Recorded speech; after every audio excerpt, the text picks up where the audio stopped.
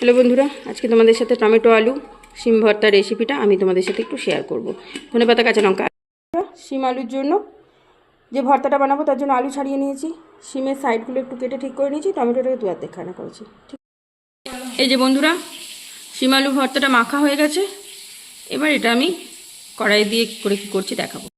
এই যে চলো, এবার কালো জিরেটা কড়াই দিয়ে দিলাম, সাথে একটা চেরা কাঁচা লঙ্কা দিলাম।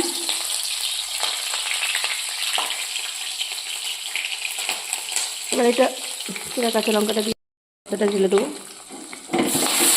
যেটা বাটিতে ছিল সেটা আমি এখানে দিয়ে দিলাম। এবার দেখো সবটা। আচ্ছা, এই যে বন্ধুরা, আমি লবণটা দিলাম। লবণ একটু আগে আমি তেলের ওপর দিয়েছিলাম, তো ওই জন্য লবণটা দিলাম। বন্ধুরা, এবার ধনে পাতাটা দিলাম। ধনে পাতাটা দিয়ে এলাম। এবার শিমটা আবার একবার দেখতে।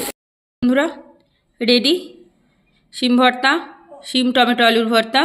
ঠিক আছে, চলো তোমাদের সাথে আবার পরে কোনো ভিডিও দেখাবে। টাটা।